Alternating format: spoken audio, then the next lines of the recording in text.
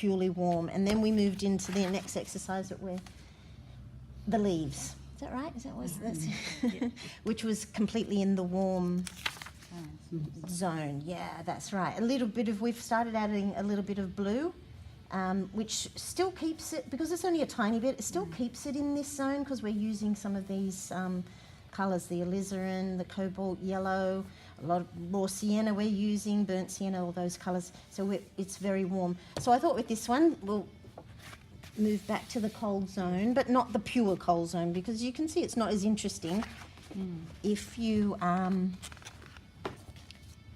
look at this and you think about a split complementary. So if you use a complementary scheme, you use opposites, red and green, orange and blue, yellow and purple, and they can make for interesting paintings, but not quite as interesting as when you add the other element, which is the third colour. So pretty much I've been sticking to 3 and later have success in your painting if you limit your palette. So what I propose for this landscape is to do a split complementary scheme. So that will mean that we'll use the blues, and I'm going to be adding in Hooker's green, but if you've got Viridian, you can see that they're terribly close. So, and then I'm going to be mixing up a little bit of red, a little bit at the beginning and a little bit later as well. But it's basically this, and this. So when you get this triangular thing happening, you've got a split complementary. That's a complementary. So what colour's that red one? Alizarin. Alizarin? It's just the best red. It's beautifully, it just mixes with all the other colours. And one of the reasons Stephen Quiller suggests that it mixes with all the others is it's so pure. And the reason why cobalt mixes so beautifully with other colours is it's so pure. And they're transparent.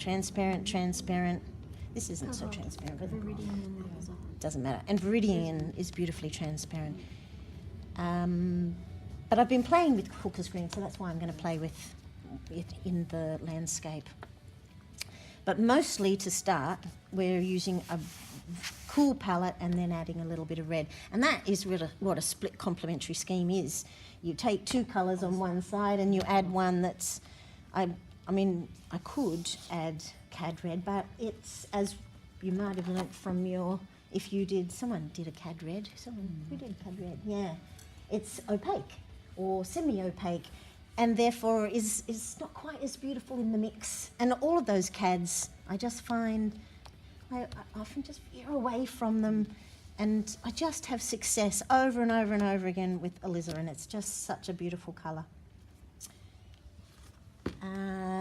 Yeah, so blue, green, so whether you go for ultramarine, but again, it's terribly close to cobalt, but you want a blue and a green, and then introduce a red. And if you introduce alizarin, your chances of success, I just find they increase.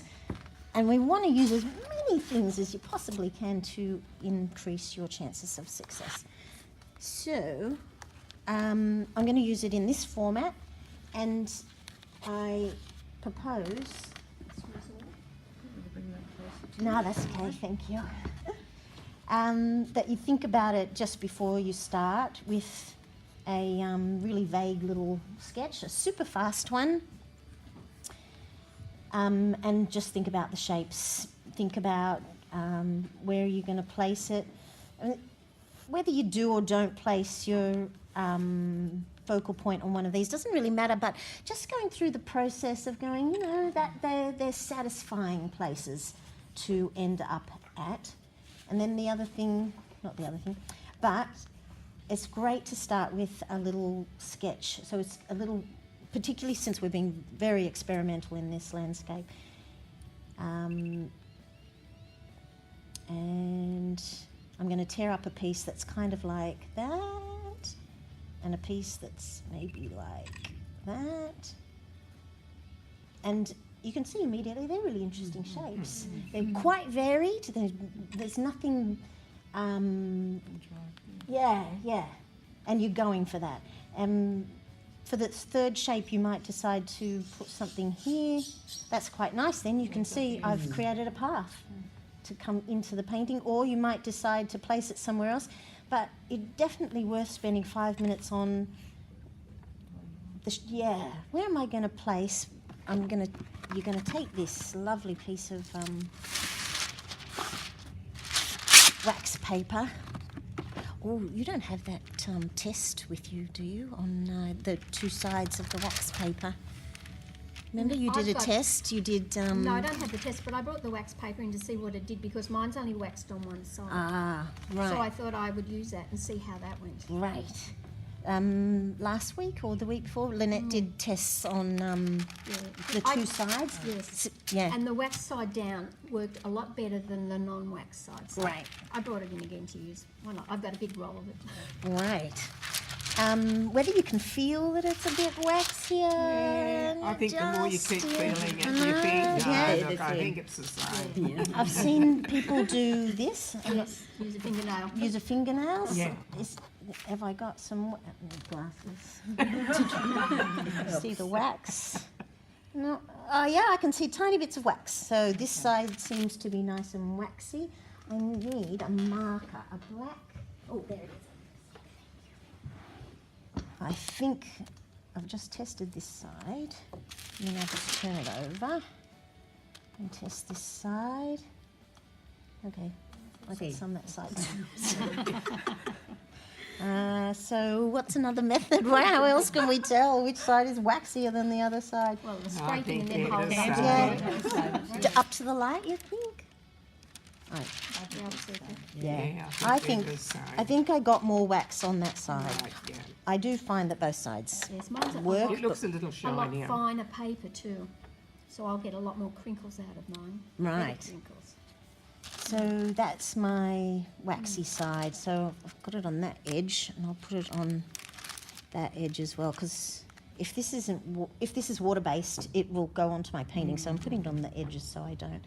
So I've got an idea of where I'm going to go, and I quite like what I did there. That's going to be, I think that might work. So then I'm going to tear a shape that goes starts there, comes down, and these rough edges make lovely additions to the interest of your painting, and comes more than halfway, comes over to there, and then it comes down, like that, and then this really adds to it just to do it with your hands and to do it quite organically, like that. And then that one is going to go there, and this comes over and comes down like that. And then I've got that and that shape. And I'm going to leave this space. It's going to be a great way to get lots of pigment in there. And then I'm going to, if you use this sort of straight edge, I always find it looks wrong because we're creating a landscape and you never see perfectly flat lines. So I will use the other side of it and do that. And how much more organic does that look? Get rid of that. You could use those bits if you want to. Yes, exactly. Would you leave that line? That's right. That's needed, isn't it, for that design, isn't it? It's just shapes at this stage. Yeah. But I am thinking in terms of this might be a focal point, so do I want to move it up or down a bit? Actually, I like coming down a bit because I love skies. This is your opportunity at the beginning to put in a sky that hopefully you don't have to touch. And I rarely do. I find that if I try and go back in and make my sky better, it's never better. Never. It's reading where they say just sky right, and pretty well you'll have a good painting. And it's always a big sky. Yes, yeah. So that's Big a nice sky. big It doesn't shape matter what else there. you paint. I don't think it'll be a success. I can resist using these bits, so I'm just going to add them. You can always paint over what the wax paper creates. So first step is the shapes, and then we've decided on a colour scheme, and the colour scheme didn't involve yellow, and it didn't involve light red, which is unusual for me. I love light red, love burnt sienna, all those colours. It'll have a little bit of alizarin, and it'll have a lot of cobalt, and particularly in the sky. So I'm going to make sure that there's enough of this. And is it a dark enough tone? Yep, that'll be lovely in the sky. And the other thing I said I was going to use is, I think that was my blue. Yeah, hooker's green. And that's what is here. So just make sure I've got enough of that, and I don't. I'm going to definitely... I don't think I'll add red in this first stage because I'm concentrating on getting that sky, or maybe I will. But it's ready in case I decide that I want the red. There's a lumpy bit there that is not dissolving. So I'm just going to get rid of it because I think it's a foreign something. I wrapped it in a towel last week. I think that might be what it is. Right, so that's not enough green. That one, hooker's green. Because it'll be predominantly green here and predominantly blue there. So is that enough blue cobalt?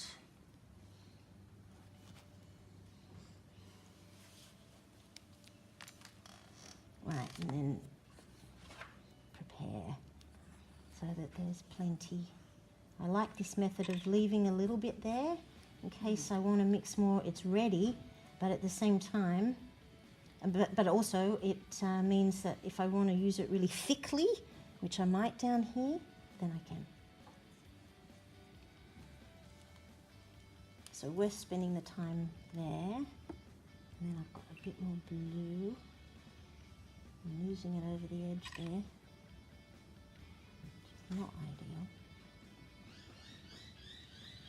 But I've got plenty, that's the main thing. And then I'm going to move all this. Would you like? Yeah, that'd be lovely, thank you. That. And onto the towel, because it's very messy from here on in. And use my brush. It doesn't matter that there's colour in there, I'm not bothered by that at all. And totally and utterly saturate every bit of it. I'm going to keep the other in positions. I've spent a little bit of time deciding on that, so I want it to go back in position and then pick this one up. It's got a pink tinge to it, it's quite nice. It's be good for the sky. Masses of water that I'm using. And then put that back in. Oh, I'll scrumple it too. That would be nice, huh? Like that. And it kind of attaches in bits, and that's how this beautiful texture is going to be formed. I might leave that one uncrumpled, or I might do a little bit of crumpling so there's a difference between that. And I'll leave that one uncrumpled and crumple that just to see what happens. There's a big dry patch there. Yes, and I might leave it, and I'll see how the colours go. And then it's starting to dry there though. I don't want that. This I'll be tipping, so it might cover it, but this, it's really important that is really wet, because we'll start there and it'll begin to dry. Once the sky is done, it's done, right? Yes, yeah, we don't go back to, we'll adjust all of these bits, but not that bit there. And so I'm going to start at the top and work down, and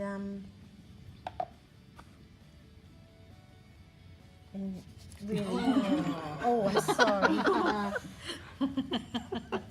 And then this is going to fall down into here in a moment. And then a lot of green down here. It's a very So this bright is where green. your wax paper isn't. Beg your pardon? So Yeah, you're but- painting where your wax paper isn't. Yeah, and in a moment I'll add to the wax paper, but I've pretty much covered all the white bits of paper, and now I'm going to encourage that blue